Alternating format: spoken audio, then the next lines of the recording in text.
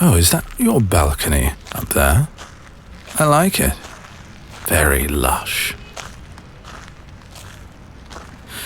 I don't think you have too many plants. No. I might be slightly biased, though. I'm rather fond of them, especially ferns. Sometimes if I get out early enough and it's been a hot day, I can still feel the sun's warmth in their leaves or in the potting soil. Sadly, I lack your gift for tending them. I had a regrettable plant phase myself in my early 90s. I was so worried about accidentally killing them that I overdid the whole watering and feeding business, so none of them lived longer than a month. These days, I just sponsor botanical gardens. Much simpler.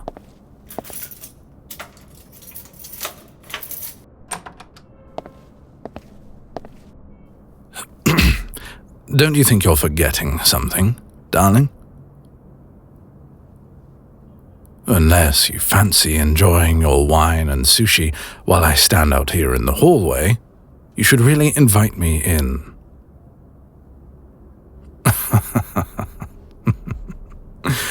Stop apologizing, you adorable thing. No, there's no special way to say it. A simple come in will do nicely.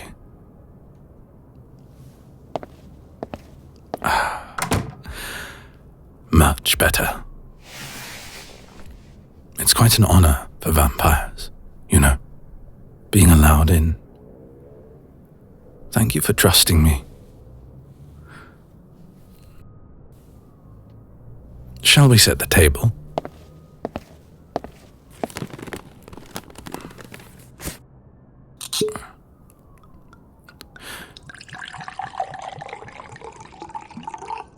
There you are.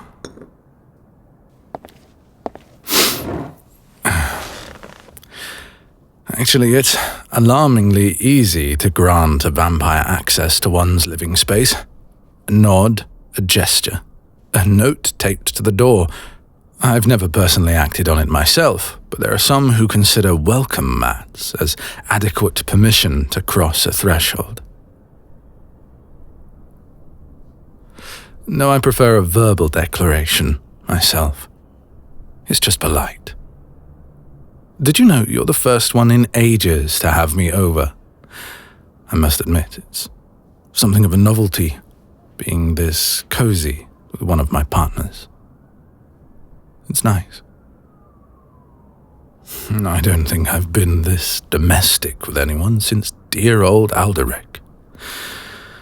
Hell's teeth, I haven't thought about him in decades. Yes, he was another one of my flames.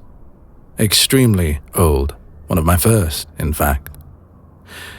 We were technically the same age, but while I was a stripling vampire at 62, he was a distinguished gentleman who retired from teaching medieval literature to open a bookshop specializing in rare volumes and first editions. Oh, he was in the know about vampires, of course. He'd been a popular darling of more than a few of them in his younger days. And not just due to his blood type either. He had a delightfully sharp mind and could get you anything to read. Oh, he was very good for me in those days. He kept my mind off my troubles. We chatted about literature for hours when business allowed.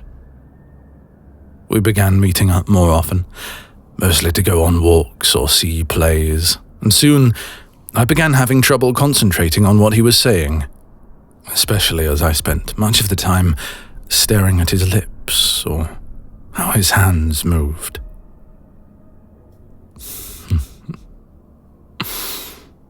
Familiar with that feeling, are you, my dear? Oh. I was not as subtle as you. Fortunately, he rather liked that about me. We made love in every corner of his house. The inflammation in his joints meant I had to be gentle, heartbreakingly gentle. I was terrified of hurting him, but he showed me what to do, and soon I got over that apprehension.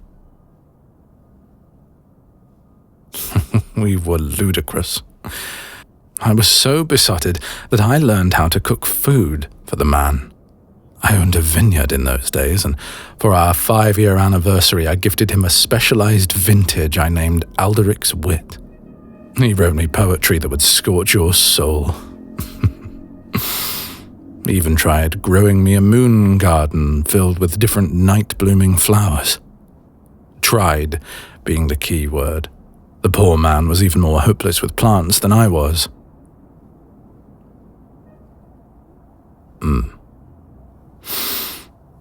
If it's all the same to you, I'd rather not dwell on why we had to part ways.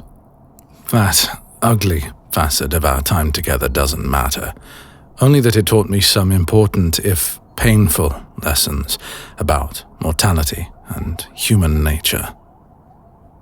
I still have his wine bottle stored somewhere. Lord, it has to be over 130 years old by now. As for my current flock of companions, they by and large aren't romantic sorts. They prefer visiting me. They know I would never hurt them or betray their trust, of course, but to them the idea of me entering any of their abodes is about as unthinkable as me setting foot inside of a Greggs outlet. It's just absurd. See? Good Lord, I'd rather crawl inside a tanning booth. I've caught glimpses of their flats here and there. Dominic with his cricket memorabilia, Irene with her precious bloody fish tanks, Dylan with their explosion of colourful clothes and emptied takeaway containers, Melanie with her 4 giddy golden retrievers who would no doubt be ecstatic to shed their fur all over my legs. And anyway, I enjoy entertaining guests. You've seen what's in my closet, after all. I'm pleased you enjoyed your sushi. I never had the occasion to try any while I was alive, so it's a joy to live vicariously through you once again. I do have one more housewarming present for you, but I'll leave that for this evening.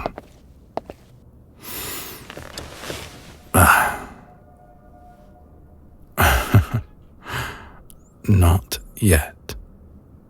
You know I'll make it worth your while if you're patient.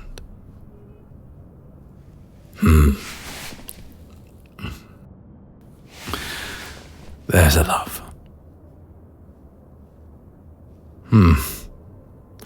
I hardly object to having you all to myself, but when you mentioned showing me your new flat, I thought you might throw a housewarming party.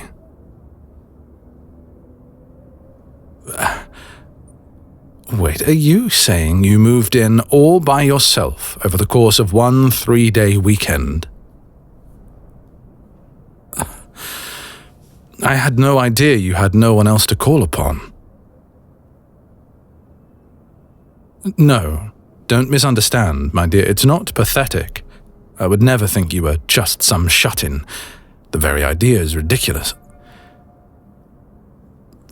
I'm only surprised there weren't others you could count on. I'd assumed you had some relatives nearby or a pack of friends to help you move in. I should have seen it. You're not just escaping a dead-end retail job. You're putting your life back together. You've been so isolated, haven't you? My God. You poor thing.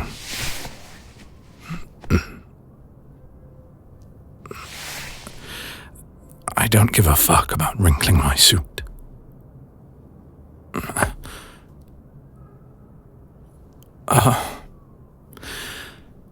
Did you think I was expecting a soiree? That I was disappointed in you?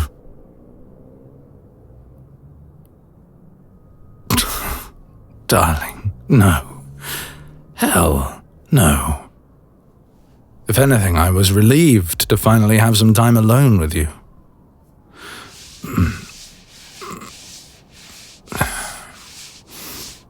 I've told you before, you don't need to impress me. You already do, without even trying. And if you're worried about sufficiently expressing your gratitude for my having helped you slightly, you could do no better job than doing exactly what you've just accomplished. I like what you've done here. The rugs and the bookshelves and the art on the walls, the plants. It's delightful.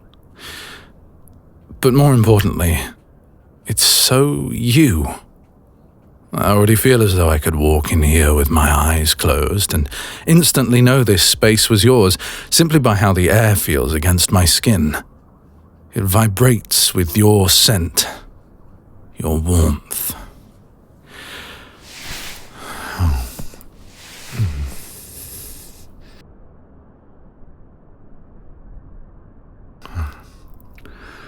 Everything about you that absolutely intoxicates me.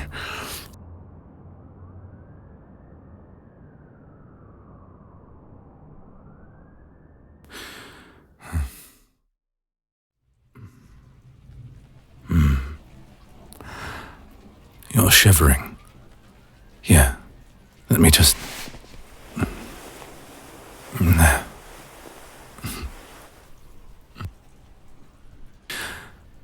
I look forward to the day when you don't look so adorably dumbfounded after someone pampers you. It's sweet, don't get me wrong, but it makes my chest ache in furious horror to think that you would have reason to make that face at all. You've made rather a mess of my suit, you know, and my hair. I said I didn't care about the suit then. This is now.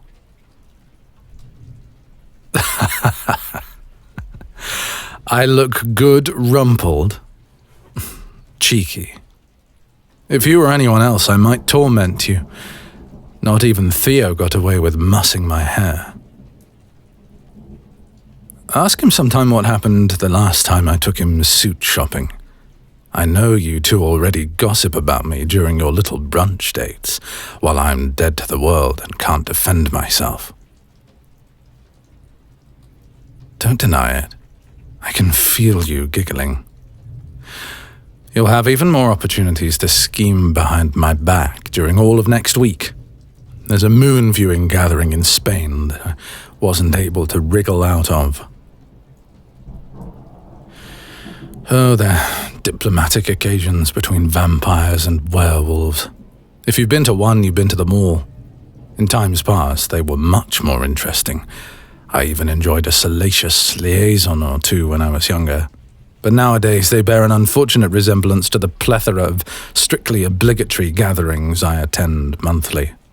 Another night, another uninspired dinner that I can't partake of, with speeches that drone on for a small eternity.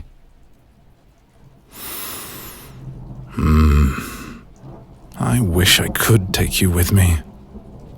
Sadly, it's not safe. Not for the reason you think. The werewolves in attendance are actually quite genteel and sticklers for following rules of courtesy. No, it's the other vampires I'm worried about.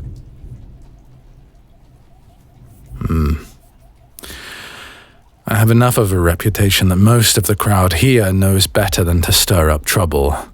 But these are ancients we're talking about.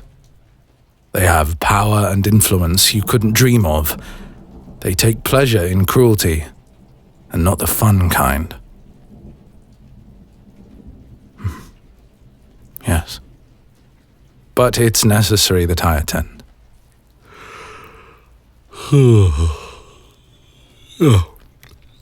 At least I'll have this evening to occupy my thoughts until I get back. You'll get to enjoy a paid vacation while I'm away. You can explore the city some more, watch more of your ridiculous movies, get some real rest. It's very important to me that you don't overwork yourself. Speaking of real rest, you look as though you could use some right now. Yes, you can. I saw that yawn. I think you're exhausted beyond measure, and it's very silly of you to try to hide it. It's precious watching your adorable, dazed face while you struggle to keep your eyes open.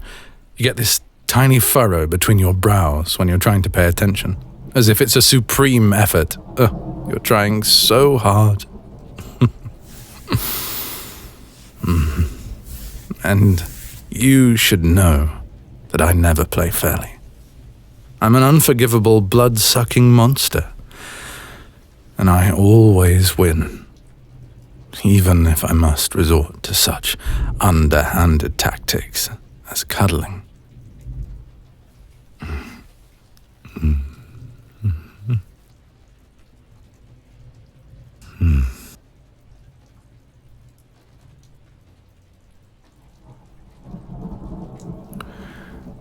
And you give me reason not to sleep entire years away.